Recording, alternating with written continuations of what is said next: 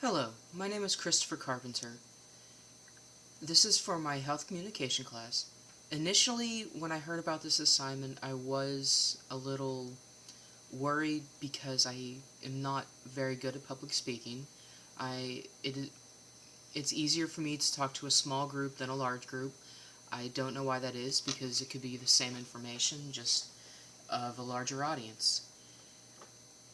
I don't mind public speaking. I'm not quite fond of it, especially if I don't know the material or the way that I'm going to present it.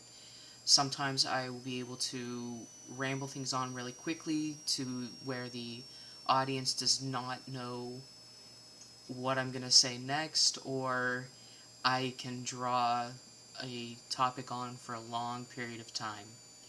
Anyway, public speaking is important to health communication and education because it is a way to get a vast amount of knowledge to an area that might not be as literate as they should be, or it could be in a different language that it's easier to show or speak to somebody in their language about what needs to be said.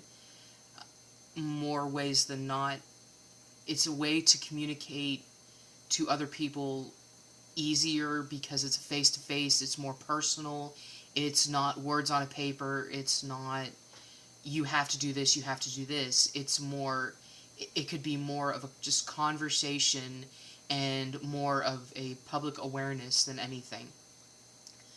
A way to improve my public speaking is to know my material ahead of time, to be very concise, very clear, not be too ambiguous about what I need to do or say, along with choosing what I need to say wisely to a maybe a different socioeconomic background, more of a it could be a racial tension, or just my way of presenting things might not be as clear as they should.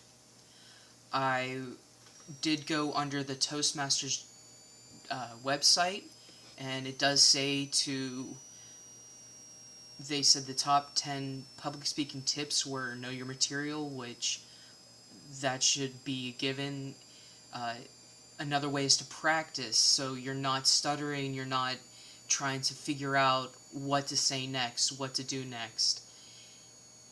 It also says know the audience, which, I mean, you're going to talk to kids a lot different than you're going to talk to adults, or even you're going to talk even differently to the elderly or the disabled, because some of the things that you might have to say need to be sensitive. So, gender being male and female could be different. Just there's a lot of factors that play into what you need to say, how you need to say it, how to present it.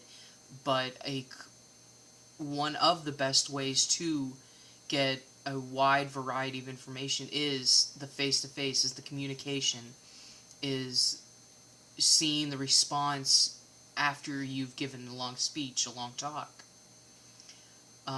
Another point is just relax. I mean, if you're able to relax while you're talking, it gives the listener a better grasp of what's being said. It shows confidence. It does show that you know what you're talking about, that you are not trying to get through it as fast as possible just to get to another thing.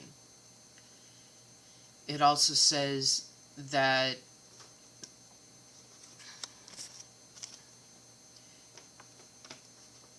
it says visualize yourself giving your speech, so that is part of the practicing. But it also says realize that people want you to succeed. So they want to hear this information and they want it. I mean, they don't know it, so they're not going to criticize you about it. It's easier.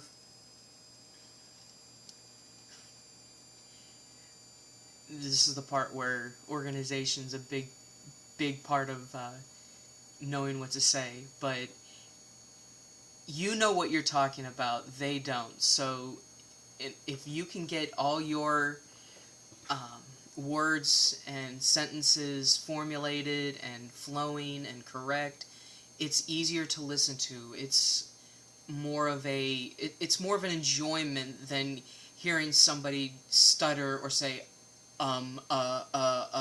over and over again, because that is all you hear. You hear the mistakes, you don't hear the message. And it does say don't apologize, which I've already done. And it also says be concrete on the message, not the medium. So that's where choosing your words wisely, that's where knowing what to say and how to say it and being prepared helps.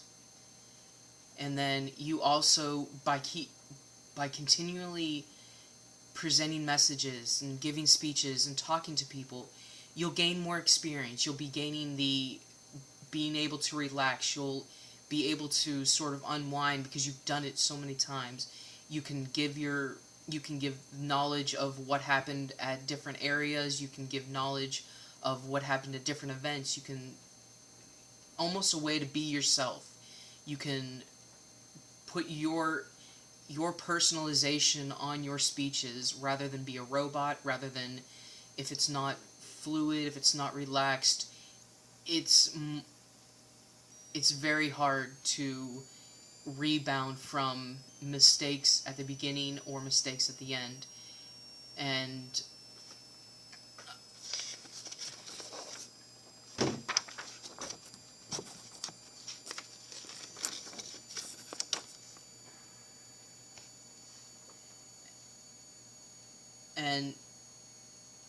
like I said, with practice comes success, and the only way to do that is repetition and being able to know what to say, how to say it, who to say it to. And you can be sensitive, you can be strict at times, you can be harsh at times, depending on the given circumstance and what you're talking about. Anyway, I hope to get out of a lot better public speaking through, like I said, practice. I need to know my material ahead of time, and one of the biggest things is anxiety. And in front of a large group of people, I'm very anxious. I just want to blurt everything out, which I need to just... One of those big things is just count to 10 and breathe, get a deep breath. That's way you can focus, that way you can internalize everything, and you're not making as many mistakes.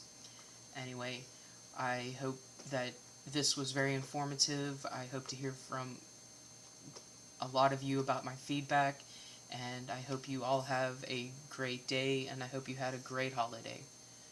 Bye.